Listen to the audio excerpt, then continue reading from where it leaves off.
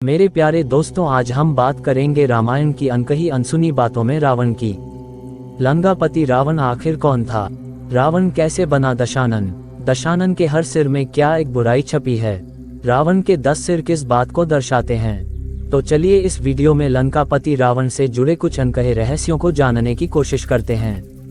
कौन था रावण? रावण सिर्फ लंका का राजा ही नहीं था, वो महातेजस्वी, प्रतापी, चारों वेदों का ज्ञाता और प्रकांड विद्वान था। रावण के क्रोध से चंद्रमा अपनी गति भूल जाता था और रावण नक्षत्र का रास्ता बदल देता था, जिसके भय से देवता भी कांपते थे। तभी तो कहते हैं श्री राम का शत्रु साधारण नहीं था। वाल्मीकि रामायण राम और रावण के बीच का जो एक सबसे बड़ा अंतर सामने आता है वह है, भगवान श्री राम के पास जो था वह पर्याप्त था, लेकिन रावण को जो प्राप्त था वह पर्याप्त नहीं था। पौराणिक कथाओं के अनुसार रावण एक बड़ा शिव भक्त था, इसीलिए रावण ने भगवान शिव को प्रसन्न करने के लिए कठोर तप किया। लेकिन भगवान शिव फिर भी प्रसन्न नहीं हुए, तो रावण ने क्या किया जानने से पहले आपसे रिक्वेस्ट है कि अगर आप भी शिव जी के सच्चे भगत हैं तो वीडियो को लाइक, शेयर और चैनल को सब्सक्राइब कर दे। तो निराश होकर रावण ने अपना सिर काटकर भगवान शिव के चरणों में रख दिया।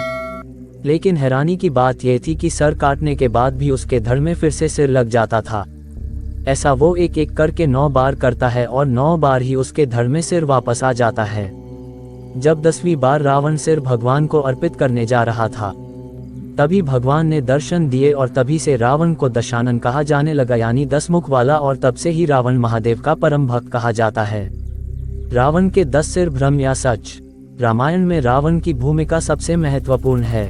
रावण के 10 सिरों पर कुछ धार्मिक जानकार मानते हैं कि रावण के 10 सिर नहीं थे। जी हाँ, वह 10 सिर होने का भ्रम पैदा करता था। रावण 6 दर्शन और 4 वेदों का ज्ञाता था, जिसके कारण रावण को दसकंठी भी कहा जाता था। रावण मायावी भी था और 65 कलाओं को जानता था। दसकंठी कहे जाने के कारण प्रचलन में उसके 10 सिरों को मान लिया गया।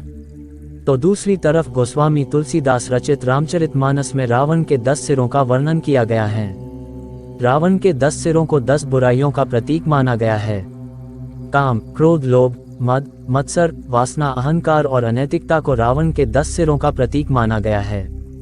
इतना ही नहीं, अरण्यकांड के चैप्टर 33 में शूर्पणखा ने रावण का वर्णन किया है।